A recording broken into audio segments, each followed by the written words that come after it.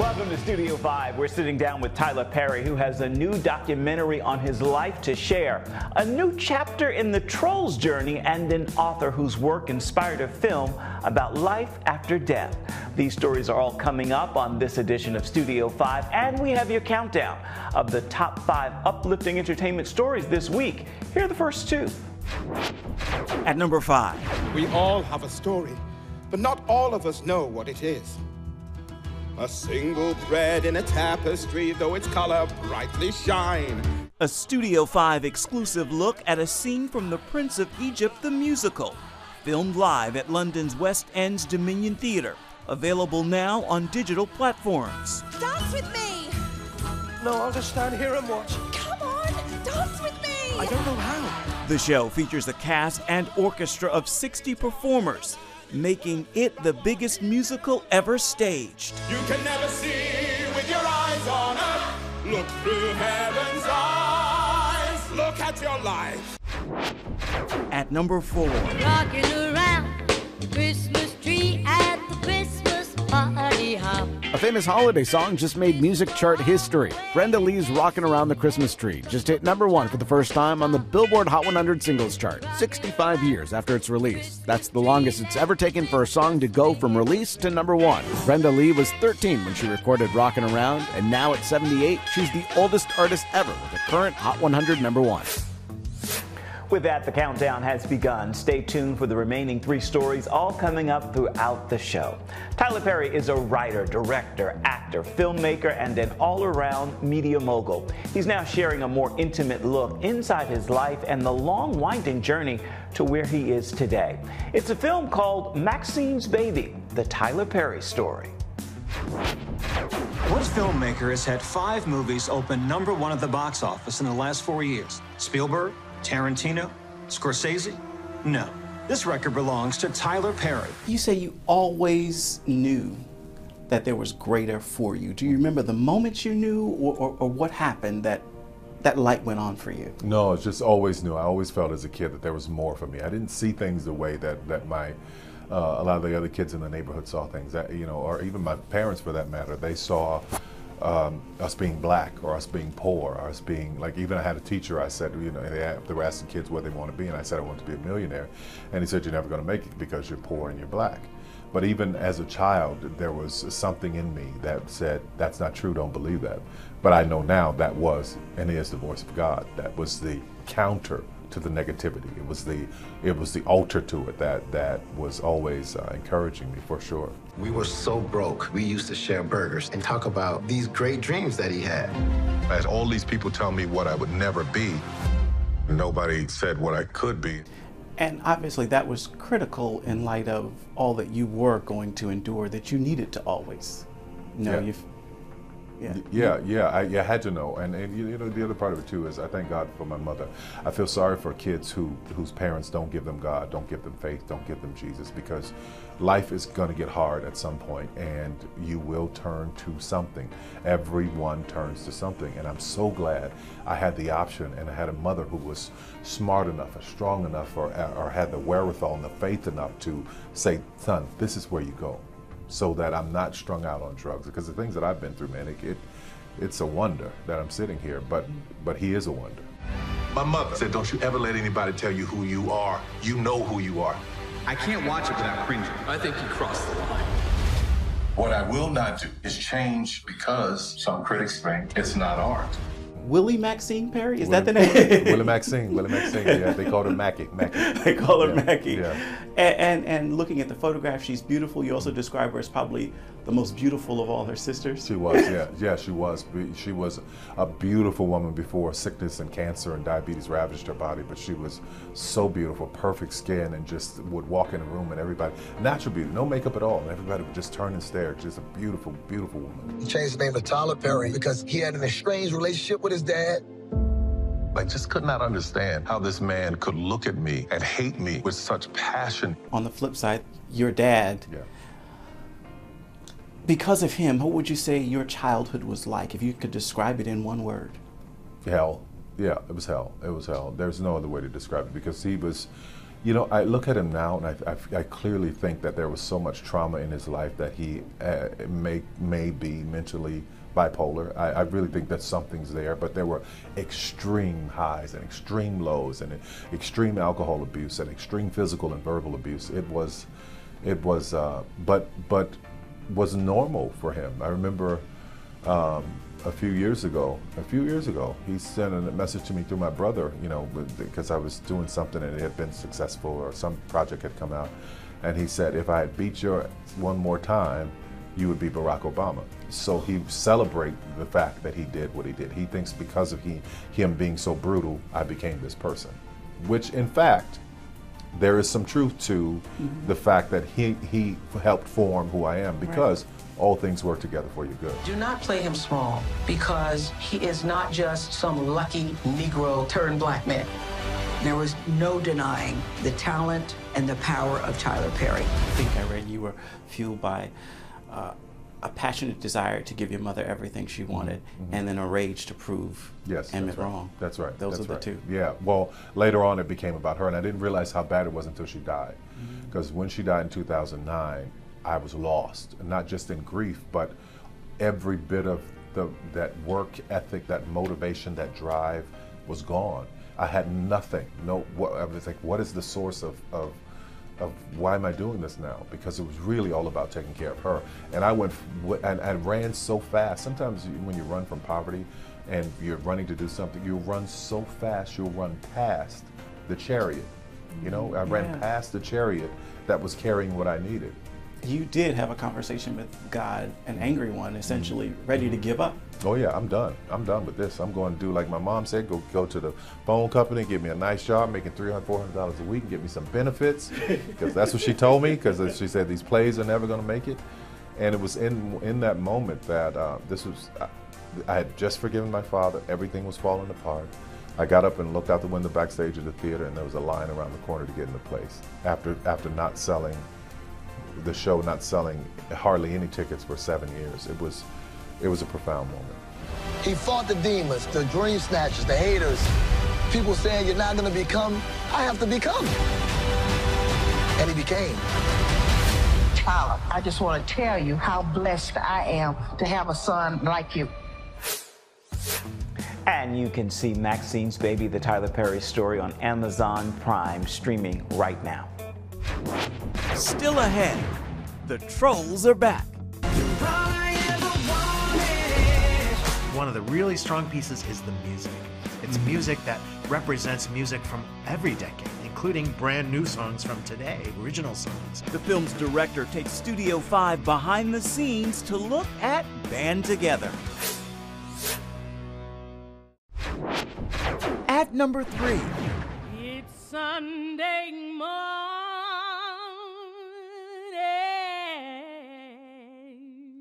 so make a joyful noise. We're learning more about the spirit of The Color Purple from its all-star cast as we count down to its Christmas Day release. When we meet Celie, she is 14 years old, and we see the world through Celie's eyes. She stands for hope, perseverance, and determination. What that outside talking to Paul? The devil. He sure look nice for devil. Mister is the antagonist in this story. You gonna have to pull your weight around the house. Yes, sir.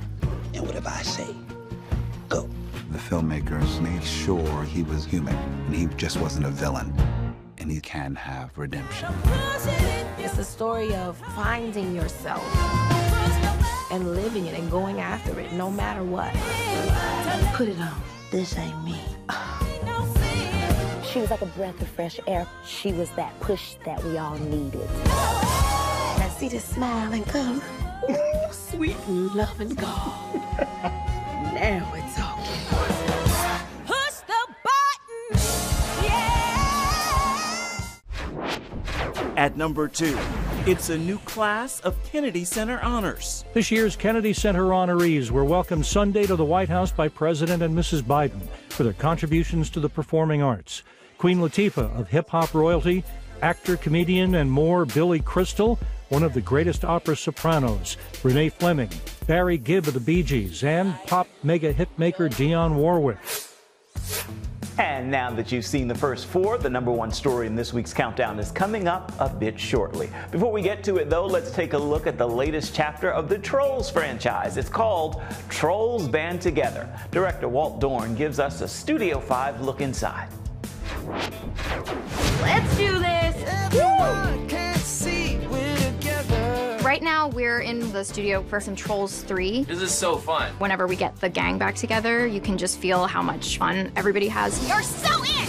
I mean, I get to plan my best friend's wedding. It's my wedding! There's a lot going on. Come on, guys, it's time! We are gathered here today to stop the wedding! Take me into this latest chapter. How would you describe it as compared to others? Well, it's definitely got its own style, its own beat, I think.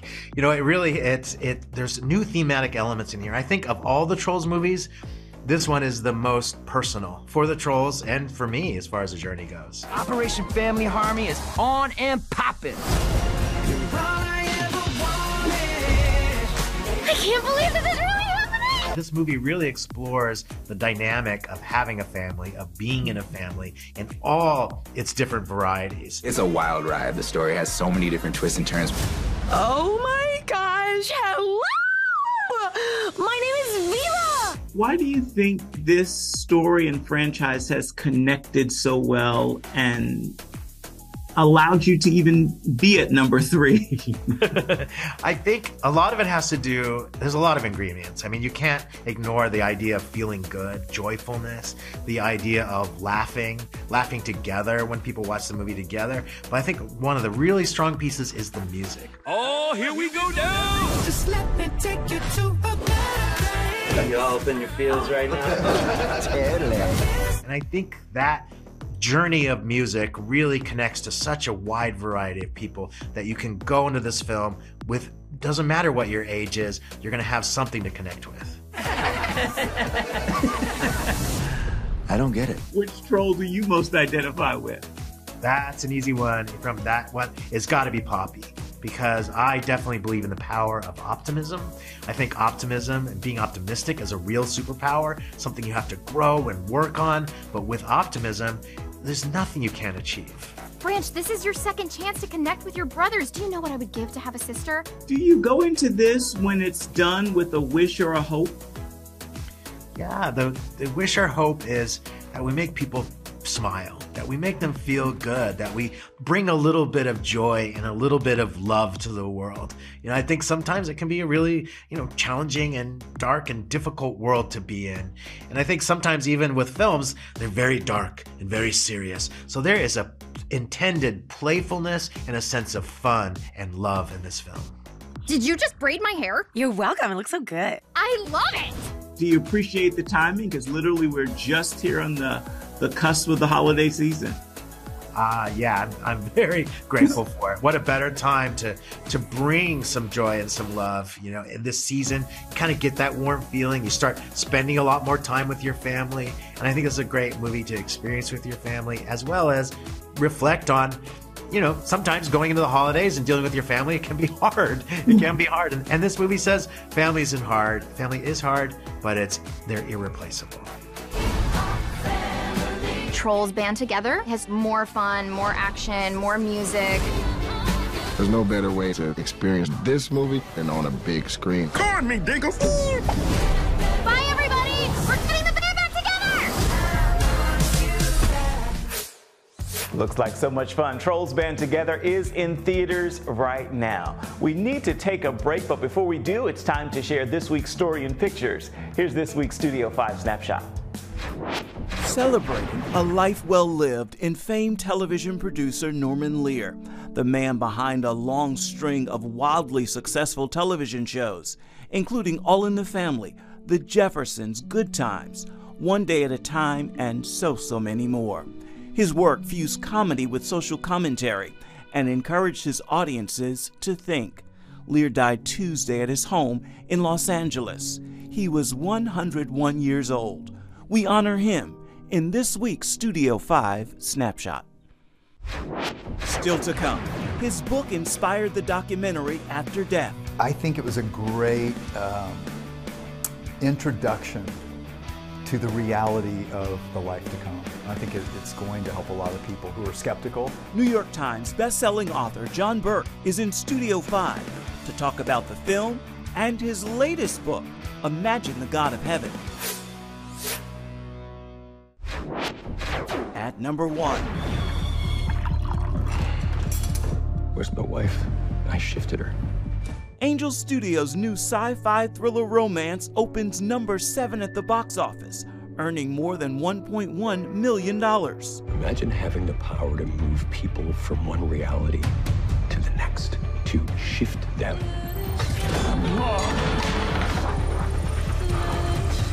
What do you want with me? It's a true genre mashup. It's a what have we been calling it? A sci-fi thriller romance with a little bit of faith in it. So you mentioned faith. Is there a specific faith inspiration? I mean, it's inspired by the Book of Job. It's an unexpected source of inspiration. Certainly, it's not something that people were clamoring for an adaptation of the most depressing book in the Bible. But I found something within the Book of Job that was hugely inspiring to me. As far as I think the Book of Job has a lot to say about our journey specifically as believers. And it has a lot to say about where hope can be found within darkness. If I choose you, that's the last choice I'm ever gonna make. Welcome back to Studio 5. New York Times bestselling author John Burke is a major part of the film After Death from Angel Studios. The film was inspired by one of Burke's books on near-death experiences.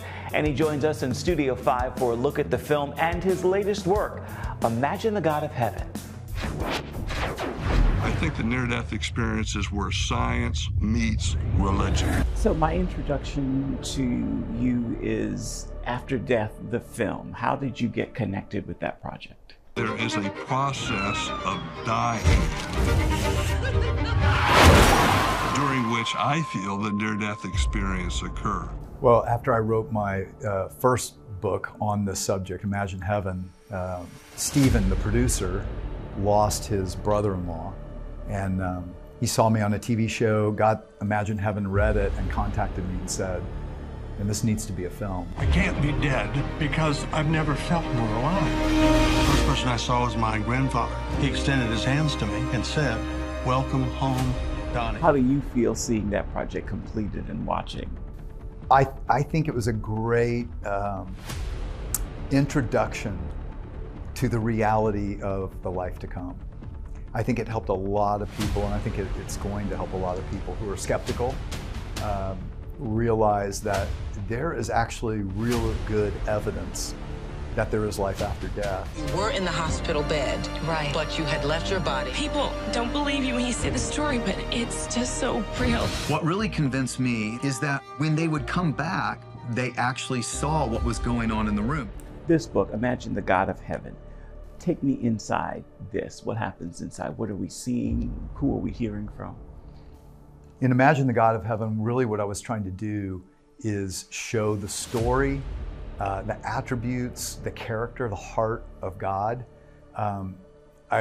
There's a ton of scripture in it, so I'm really weaving you through the scriptures, but illustrated through 70 people that I interviewed from every continent on earth, who when they clinically die, when their heart stops, no brain waves, some of them for minutes, some for hours, and yet when they come back to this life, they talk about not only the beauty and wonders of heaven, but they talk about being in the presence of the same God, this God of light and love, who's not an impersonal force, personal, knows them better than they know themselves, a love that they say our word love doesn't even work for how wonderful it was.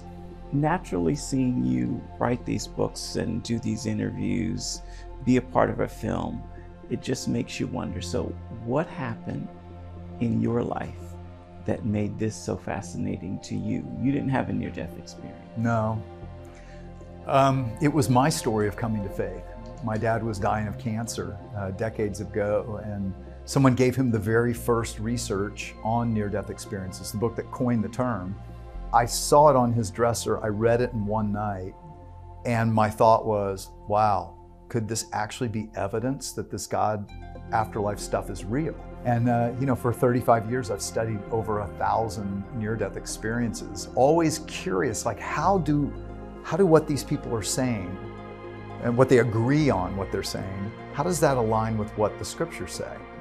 And that's really what I'm trying to do in my writing, is to show that not always the way they interpret what they experience, but what they report that they experience aligns amazingly with what the Bible's been telling us all along. What's the impact on them in terms of this experience? Does it usher or move them to a similar place? What happens? Yeah, almost, I would say 90%. It's intense life change. When they come back, you know, God wants to see, are they going to seek Him with all their heart? And when they do, they find Him. And, you know, I chronicle people in Imagine the God of Heaven from Hindu backgrounds, Muslim backgrounds, Buddhist backgrounds, atheist, agnostic, Christian, all over the world. And I would say 90% of them came back seeking, and they did find Him. What I pray people realize if they read Imagine the God of Heaven is, why wouldn't I trust Him with everything? He is the love I've always wanted. Imagine the God of Heaven is available right now, and After Death is available for you to watch as well. Welcome back to Studio 5. As you know, music helps us to bring you this show every week, and this week's soundtrack comes from Mariah Carey, Khaled, and Kirk Franklin. Take a listen and you'll hear why Fall in Love at Christmas is what's playing in my ear this week.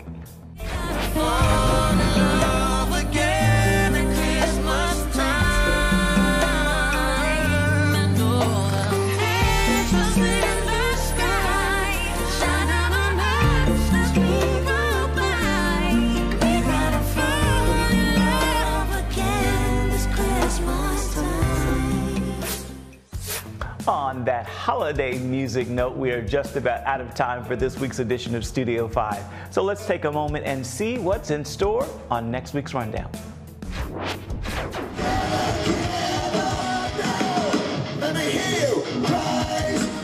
Skillet frontman John Cooper has a new book. I think that truth always heals. Truth can cut. See more of his take on sharing the truth when it's hard, and why he chooses to get personal, all in the new book, coming up next week.